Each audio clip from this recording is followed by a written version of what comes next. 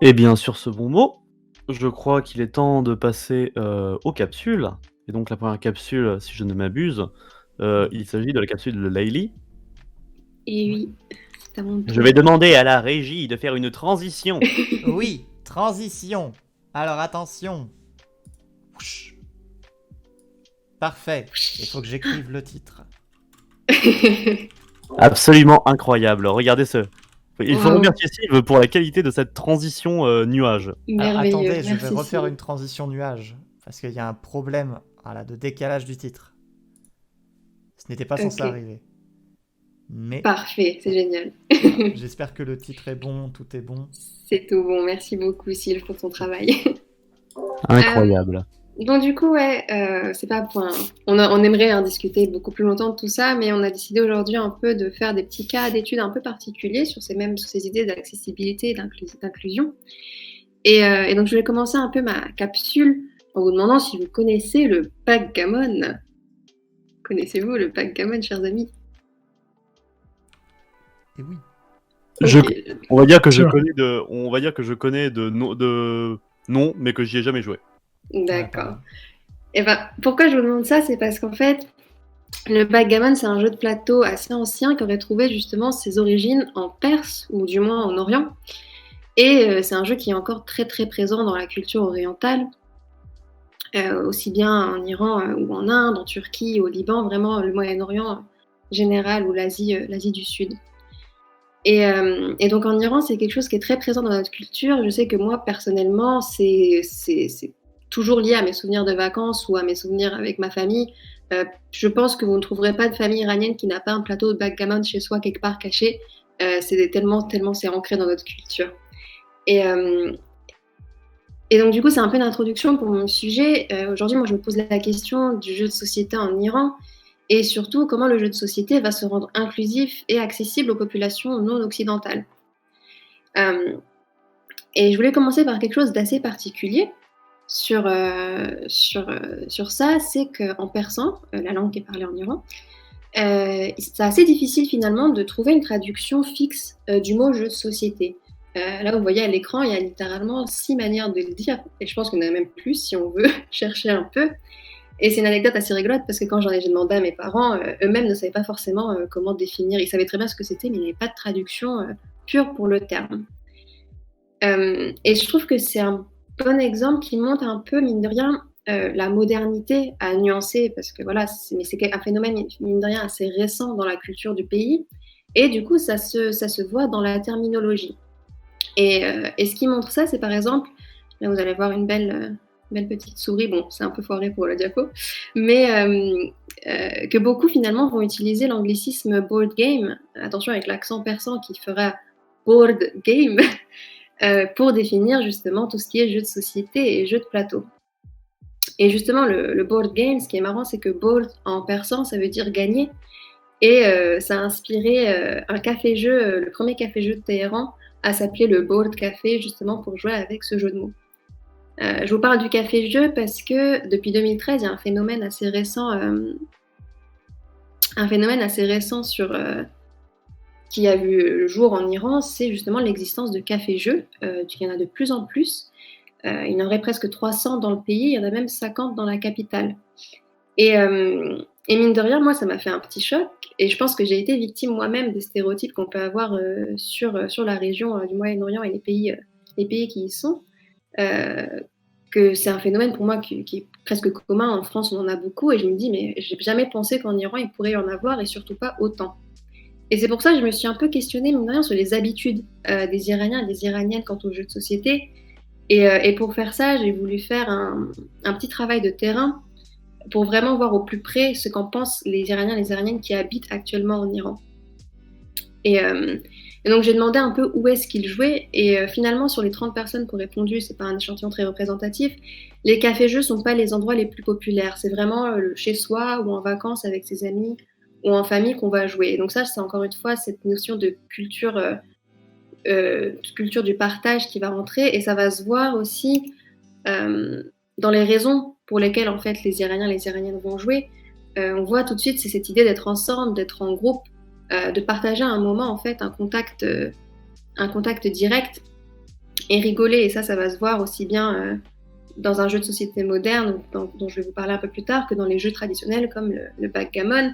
Et c'est aussi ce qui soulève cette idée de nostalgie, de souvenirs d'enfance. Comme je disais, c'est très ancré dans notre culture.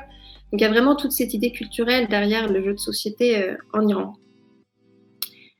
Et ce que j'ai voulu aussi savoir un peu avec mon travail de terrain, c'était aussi m'intéresser à ceux qui ne jouent pas, parce que oui, ça existe, les gens qui ne jouent pas aux jeux de société, et voir un peu pourquoi. Et c'est vrai que les raisons qui sont revenues le plus souvent, elles sont assez communes à tout le monde, c'est on n'a pas le temps, on n'a personne avec qui jouer. Mais une des raisons, ce qui m'a un peu marqué dans cette question-là, c'est que personne n'a noté le prix ou de raisons financières comme facteur de ne pas jouer aux jeux de société. Pourquoi moi ça m'a marqué, c'est parce qu'il faut garder en tête, Victor l'a mentionné tout à l'heure, qu'en Iran, il y a un contexte socio-économique assez particulier qui n'est pas des moindres. Et ça me ramène à une sublime transition à ma première partie sur justement ce contexte socio-économique. En effet, en Iran, il y a un embargo actuellement, un embargo américain notamment. Et pourquoi c'est important? Parce que par exemple, dans le cadre du jeu de société, ça va rendre très difficile l'importation légale et la production officielle de jeux étrangers. La production officielle de traduction de ces jeux, par exemple. Avec l'embargo, l'import-export est complètement... Donc du coup, c'est très compliqué. Et à côté de ça, il y a une vraie crise économique qui a résulté de cet embargo, et ça a fait augmenter tous les prix de toutes les ressources dans le pays, dont le papier. Et mine de rien, le papier, c'est le matériau principal pour les jeux de société, donc ça reste quelque chose qui va avoir un impact assez fort sur la production d'un jeu de société. Néanmoins, je veux quand même nuancer ce propos en disant que ça reste une industrie qui ne va pas nécessiter de technologies particulières, comme par exemple pourrait demander le jeu vidéo. Et du coup, ça reste des technologies, malgré le prix, l'augmentation des prix, qui restent accessibles dans le pays et qui vont permettre aux éditeurs locaux d'entrer en compétition avec le monde. Et pour montrer un peu, pour illustrer cette idée d'entrer en compétition, je voulais vous parler aujourd'hui de la SN Game Fair de 2019. La SN Game Fair, c'est une convention / festival dédié aux jeux de société qui se déroule en Allemagne. Et cette édition de 2019 avait proposé 2 stands pour les éditeurs iraniens et avait même mis en place un panel de discussion sur l'évolution du jeu de plateau en Iran. Là, je vous ai mis quelques exemples des grands noms du secteur iranien. Et je parle de ça parce que d'une part, je voulais montrer un peu que du coup, le monde s'ouvrait un peu à ce marché iranien, mais que malgré ça, il y a toujours des difficultés, elles aussi, qui sont dues à ce contexte socio-économique. 2 exemples concrets, c'était par exemple les visas qui ont pris beaucoup de temps à être validés, au point d'être validés à la toute dernière minute, quelques jours avant le festival, donc qui ont dû mettre une dose de stress beaucoup plus importante sur les éditeurs qui n'étaient même pas sûrs de pouvoir se présenter au festival, d'y avoir accès. Et également, un autre problème, c'était que à cause des sanctions, ils ne pouvaient pas envoyer des exemplaires en masse de leurs jeux sur place pour pouvoir les vendre. Donc ils étaient obligés de ramener quelques exemplaires dans leur bagage s'ils avaient de la place. Et donc ça montre tout de suite une certaine inégalité vis-à-vis des autres participants à ce festival, à cette convention. Et ça, je pense que c'est important à le noter quand on parle de nouveaux marchés qui entrent dans la scène mondiale. Et toute cette idée d'inégalité d'accès à certaines choses.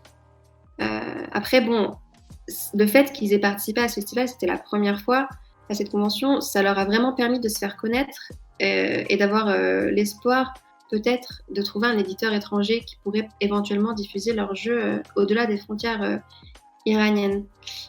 Parce que voilà, comme la conclusion un peu de ce contexte socio-économique, c'est que ça aura des conséquences aussi bien sur l'accessibilité des ressources que sur l'accessibilité et l'inclusion surtout du savoir-faire iranien sur la scène mondiale. Il y a toujours, de manière générale, les pays du Moyen-Orient sont très reclus parce que la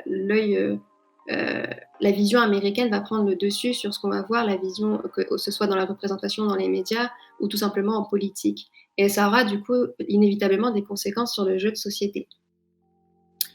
Mine de rien, c'est un domaine qui croît de plus en plus dans le pays.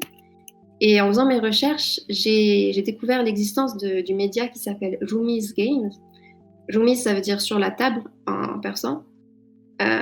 Et ils se décrivent comme l'une des grandes figures du secteur du jeu de plateau.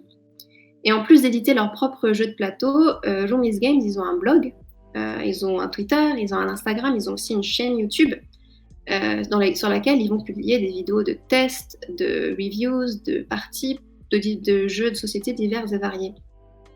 Et ça, ce qui m'a vraiment intéressé là-dedans, c'est malgré toutes les difficultés de communication qu'on peut voir dans le pays, justement liées au contexte politique, parce que ce genre de médias, c'est censuré en Iran. YouTube, c'est très difficile d'y accéder sans VPN, voire impossible. De même pour Instagram, Twitter. Ça ne les empêche pas justement de rassembler toute une communauté. Ils ont même un serveur Discord qui rassemble 200 membres, et ça, je trouve ça super chouette, autour du jeu de société en Iran. Et c'est vraiment ce média-là qui m'a fait me rendre compte personnellement de la place que ça a pris dans le pays, quoi. Et je trouve ça intéressant. Il y a peut-être, je ne sais pas si on me les a envoyés dans le chat tout de suite maintenant, mais on pourra vous envoyer les liens des différents réseaux de Loomis, donc vous voyez de vous-même un peu à quoi ça ressemble. Mais du coup, en parlant de ça, je voulais aussi peut-être faire une présentation de quel genre de jeux vont être produits en Iran finalement, parce que c'est bien de dire qu'on y joue, mais à quoi on joue au final. Et je vais faire ça dans un deuxième point sur les enjeux culturels. Pourquoi les enjeux culturels? Parce que Quentin l'avait très bien dit dans son introduction, quand on parle du jeu, on aura chacun sa définition un peu de l'objet du jeu. Et ça va vraiment passer par son environnement, par la culture dans laquelle on a grandi. Le jeu, c'est un objet culturel. Et donc, qu'est-ce qui va différencier ou rapprocher les jeux iraniens des jeux qu'on va connaître ici, du fait que nos cultures sont, mine de rien, très différentes? Je vais prendre l'exemple de Hiropoly. Hiropoly, si vous avez fait le lien, c'est pas très compliqué, c'est la version iranienne du Monopoly. Il ne faut pas aller chercher très loin pour le nom. Et donc là, vous voyez, c'est une version iranienne, et par exemple, les noms des lieux et des rues vont être des noms de rues en Iran, où la monnaie, ça va être le rial iranien.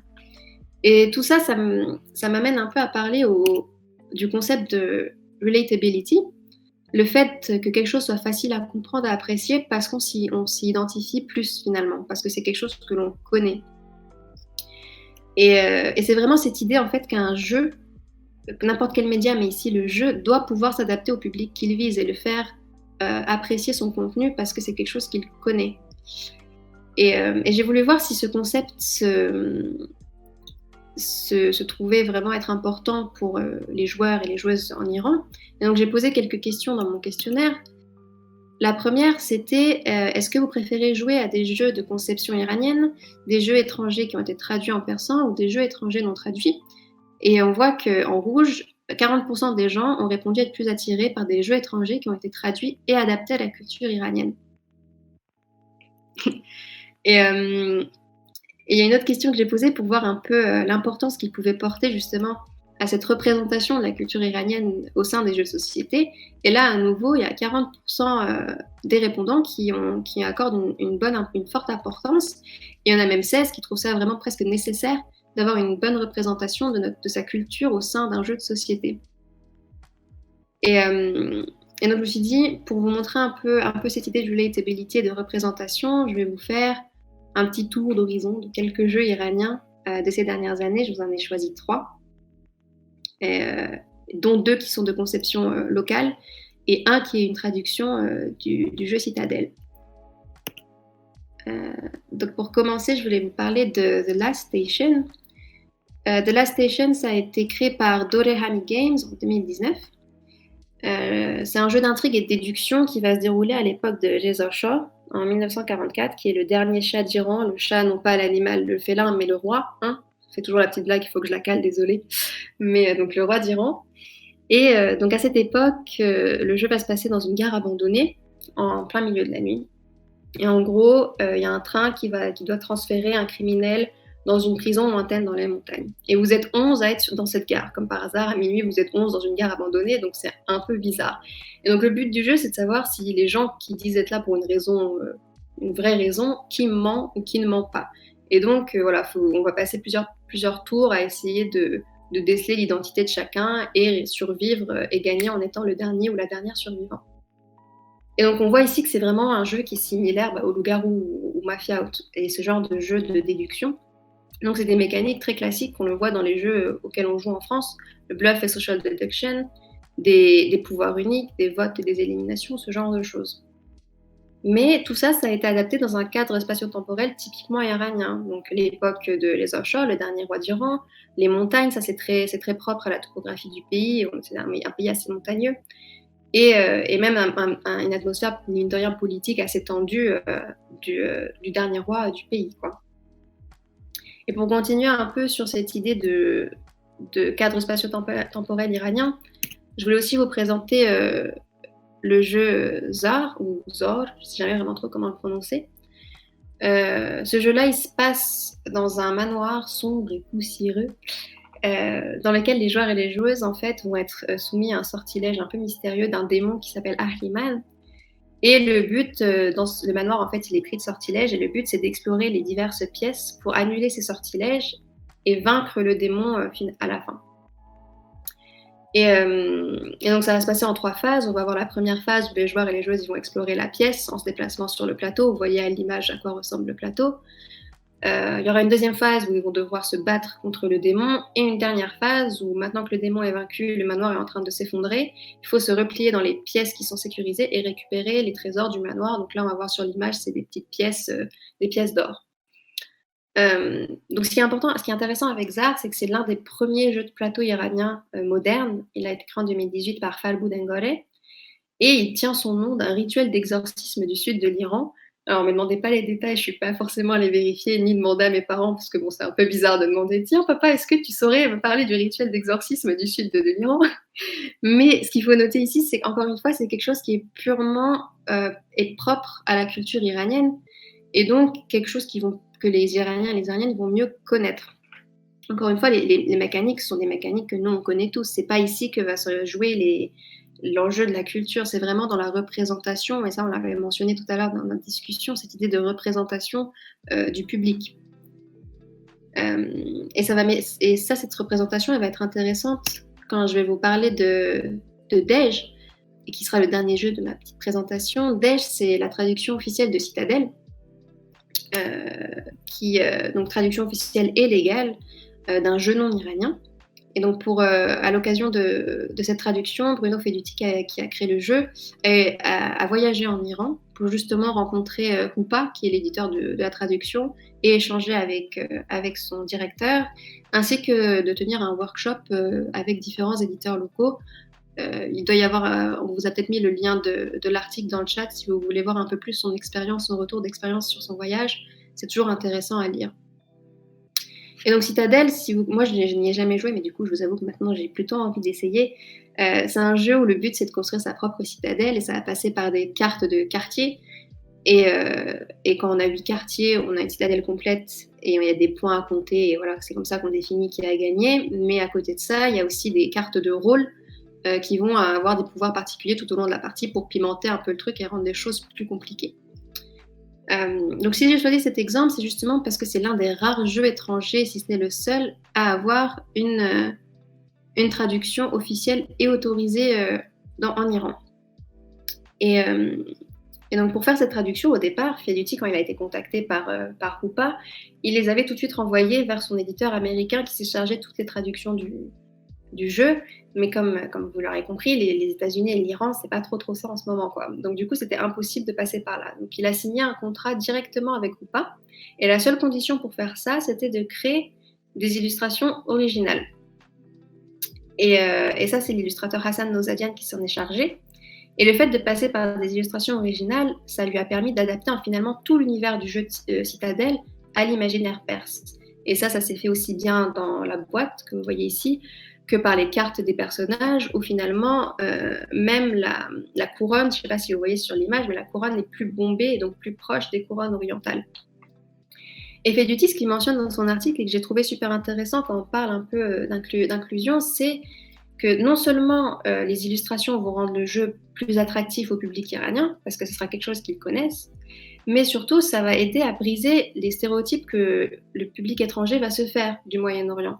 Justement parce que ce sera quelqu'un qui y vit, qui pourra illustrer. Et donc, ça va briser peut-être les stéréotypes. On se dit, ouais, le Moyen-Orient, c'est le désert, il fait très chaud, c'est très jaune, il n'y a pas de couleur. Finalement, c'est tout le contraire, il y a de tout. Et donc, c'est cette idée d'inclusion aussi bien au public qui est visé qu'au public extérieur qui va rentrer en jeu quand on parle de représentation. Ce que j'ai voulu voir aussi avec ce jeu, c'était ce qu'en pensaient les gens qui ont joué. Donc dans mon questionnaire, j'avais aussi posé la question de si certaines personnes y avaient joué. Il doit y en avoir 3 ou 4 sur les 30 qui ont déjà joué au jeu. Et il y a une personne qui a dit quelque chose qui a beaucoup résonné avec moi, qui je pense conclut bien un peu ce que j'essaye de dire, c'est qu'il disait que la traduction a été tellement bien faite, l'adaptation a été tellement bien faite qu'elle donnait l'impression d'être un jeu entièrement iranien. Parce qu'il s'adaptait entièrement au public qu'il visait. Et donc, en dehors d'être un jeu qui était appréciable par l'histoire et par ce qu'il essaie de raconter, le gameplay et les règles restaient très claires. C'est-à-dire que la traduction a été bien faite au point qu'il n'y a eu aucune marginalisation de personne parce que la traduction aurait été mal faite, un mot aurait été mal traduit ou quelque chose aurait été mal adapté. C'est un travail qui a vraiment été réfléchi pour inclure au maximum le public qu'il visait. Et donc voilà, c'est ça qui est important quand on parle un peu de représentation et des enjeux culturels du jeu de société dans un pays non occidental, c'est l'idée que les mécaniques, en tout cas dans les exemples que j'ai pris, sont classiques et l'inclusion l'accessibilité va plus se passer dans l'illustration, dans la représentation des thèmes, des éléments, des personnages. Et c'est le fait d'exploiter un réel finalement qui est connu des joueurs et des joueuses que l'on vise pour rendre le jeu beaucoup plus appréciable et donc plus relatable, comme je disais tout à l'heure. Et donc voilà, c'est ça que je voulais surtout dire avec ma présentation, c'est cette idée de représentation et comment la représentation peut contribuer à l'inclusion d'un public dans le jeu de société, avec l'exemple d'un pays du Moyen-Orient. Voilà un peu pour une petite présentation. Si vous avez des remarques, des questions, n'hésitez pas. Eh bien, merci beaucoup Leïli, c'était un exposé extrêmement instructif et pour ma part en tout cas, je pense que le chat en rend compte d'ailleurs.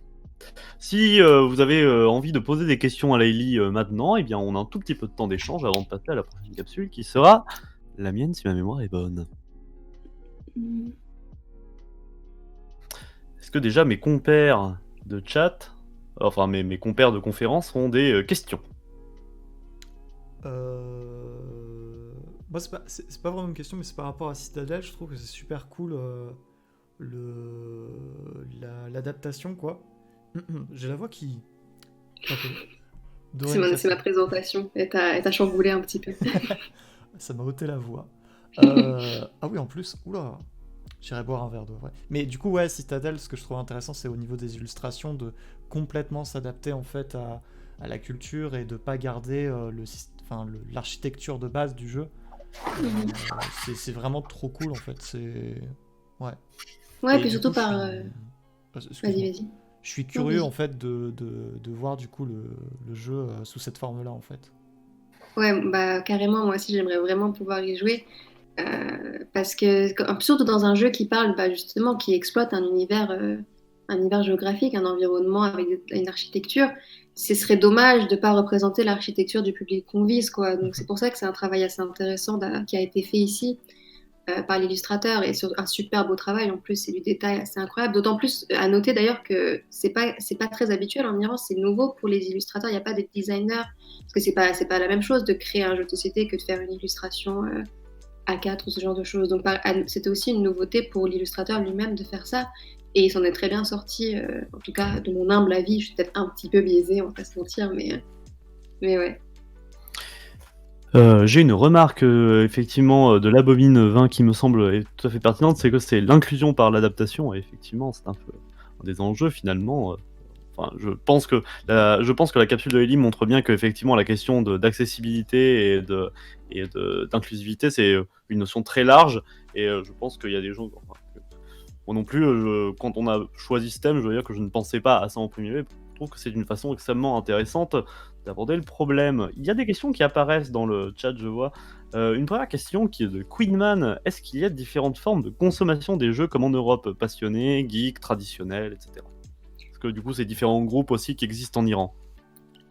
Disons que je suis peut-être pas forcément la meilleure personne à qui poser la question, parce que moi, je suis venue ici, j'étais bébé, donc j'ai vécu toute ma vie en France, mais je pense qu'il y a quand même une différence, ne serait-ce que dans la terminologie des mots, comme je disais tout à l'heure. Je suis pas sûre qu'on puisse différencier des types de personnes comme on le ferait en France ou en Occident.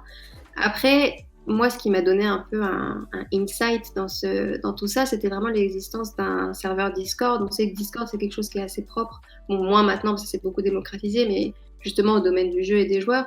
Et peut-être que ça contribue justement à cette différenciation de divers publics. En tout cas, sur ce serveur Discord, j'ai vu nombre et nombre de passionnés du jeu de société. Et je vous conseille, bon après c'est en persan, mais je vous conseille vraiment d'aller jeter un œil à la chaîne YouTube de Jomis Games parce que la personne qui présente ces jeux de société, elle est vraiment à fond dans ce qu'elle dit et c'est super intéressant de voir tout ça et surtout de découvrir des jeux iraniens par exemple. Mais c'est vrai que bon, malheureusement, je ne peux pas vraiment répondre à cette question parce que moi-même, je ne vis pas dans le pays actuellement et je n'ai pas assez de connaissances pour le faire. Et aussi, les médias ne s'y intéressent pas assez peut-être pour trouver la réponse sur Internet, mais c'est une très bonne question et j'irai creuser là-dedans aussi de mon côté avec mes chers parents qui en sauront peut-être un peu plus. Il y a quelqu'un qui te demande si tu as pu comparer les deux versions ou si toi-même tu as pu jeter un œil peut-être sur les règles du jeu en question. C'est vrai, c'est la question, c'est est-ce que finalement quand vous jouez à l'adaptation vous avez la même expérience ou est-ce que finalement jouer à Citadel et jouer à Dej c'est la même chose mais différent, hein, je vous laisse, vous avez 2 heures pour répondre à cette question. Il y a sinon dans un autre genre, il y a Vitak qui te demande comment est-ce qu'on peut te contacter. Alors, je t'envoie mon 06, C'est non, que ça pas du tout. m'intéressait de parler avec toi, donc si tu veux Attends. balancer ton adresse mail, enfin ou lui Non, envoyer ton adresse mail. je suis là et tu pourras m'envoyer un petit DM sur Twitch si tu veux. Ça sera avec plaisir d'échanger avec vous ou toi en fonction de ce que tu préfères. Voilà. Moi, du coup, j'avais une remarque pour toi, parce qu'en fait, je regardais quand tu faisais ta présentation, parce que Zar, ça a l'air vachement bien. The Last Station, pareil. Et je me suis dit, merde, quoi, c'est aussi ça le problème de l'inclusivité. Et là, on le voit aussi qu'elle ne l'est pas forcément, parce que j'ai cherché à regarder sur Internet pour me procurer ces jeux, et c'est pas possible, quoi. Ou alors, faut faire de l'importation, et encore, je suis même pas sûr que ce soit possible. Faut connaître quelqu'un sur place qui te l'envoie. Il fallait pas vraiment forcément de réseau distribution qui est là, donc l'embargo aussi marche un peu dans les deux sens, parce que forcément, on peut pas envoyer ni recevoir. Et c'est compliqué. Moi, ça me coûte, tu vois. J'ai vu Zar, ça m'emmerde de pas pouvoir y jouer, quoi. Non, mais t'as entièrement raison, parce qu'au final, comme tu dis, ça va des deux côtés, l'inclusion. Est-ce qu'en se rendant inclusif d'un certain public, est-ce qu'on va pas en exclure d'autres, du coup? Et là, la question, c'est surtout la question du langage ou de l'accessibilité du produit même qui va se poser. Et ouais, c'est quelque chose qu'il faut noter aussi quand on parle de plus largement, voilà, d'inclusivité, d'accessibilité. Et c'est vrai que encore une fois, c'est des choses auxquelles on doit réfléchir. Après, si tu veux, si un jour j'arrive à me procurer le jeu, je te le passerai sans souci discrètement. Alors, je disais pas du coup qu'il y avait, je me suis peut-être mal exprimé, je pense que c'est sûrement le cas, qu'il y avait un embargo d'Iran vers les États-Unis, je t'ai vu sourire.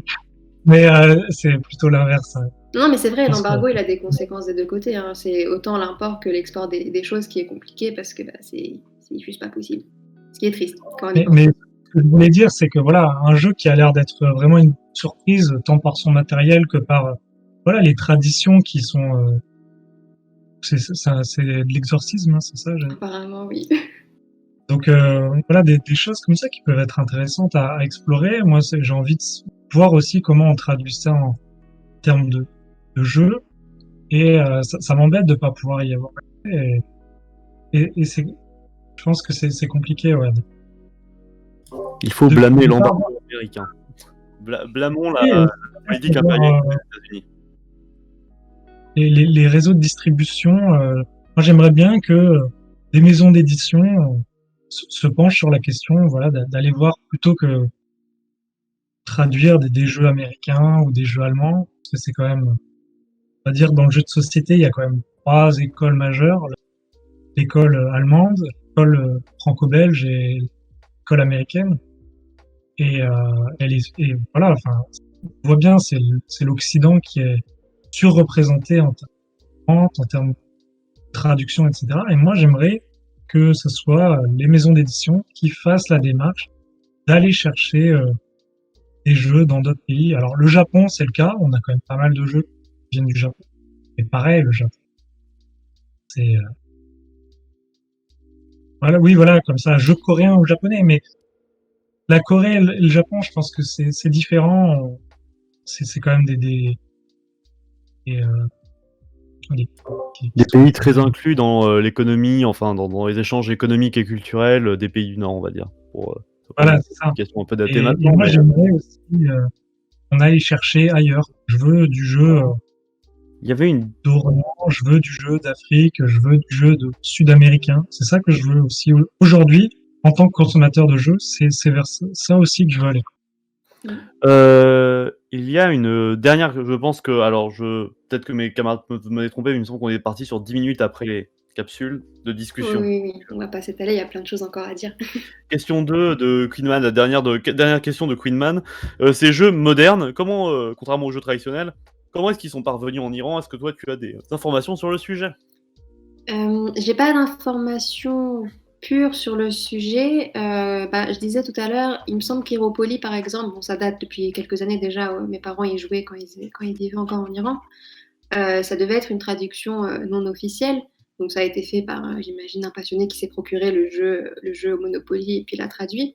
Mais par exemple, pour l'exemple de Dej, ça a été vraiment une initiative du côté de Houpa, l'éditeur iranien, de contacter Feduti pour le faire, quoi.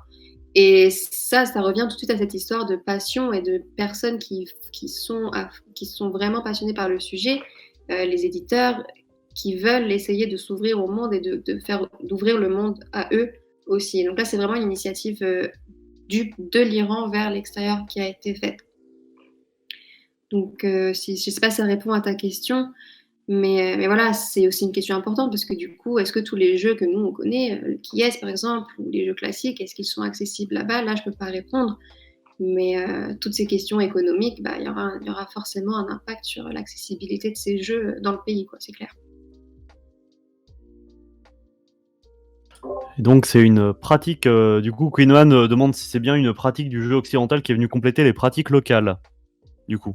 C'est bien ça Oui, on peut dire ça, oui. Après, oui, compléter, c'est le mot aussi, dans le sens où les pratiques traditionnelles sont encore vraiment très présentes, hein. En tout cas, dans les gens que j'ai eu l'occasion de contacter indirectement par le questionnaire, les pratiques locales traditionnelles sont quand même très, très présentes. Et c'est peut-être encore un peu niche, c'est le terme que tu employais, Quentin. En Iran, ça l'est peut-être moins, par exemple, ici, hein, la pratique du jeu de société, du jeu de rôle. Peut-être qu'en Iran, au contraire, c'est encore quelque chose d'assez nouveau. Donc oui, ça vient petit à petit, un peu un effet de delay entre ce qui se passe en Occident et ce qui peut se passer en Iran. Eh bien, puisque les questions du chat, puisqu'il n'y a plus de questions du chat, si je ne me suis pas trompé, je pense qu'on va pouvoir passer à ma capsule. Avec grand plaisir. Merci de m'avoir écouté. Et donc on a les résultats, les gens préfèrent jouer à The Last Station. Je dois dire que moi j'étais plus branché par Zarm, parce que j'ai déjà joué au Loup-Garou, mais effectivement c'est vrai que The Last Station ça a l'air vachement bien. Ça a l'air vachement bien.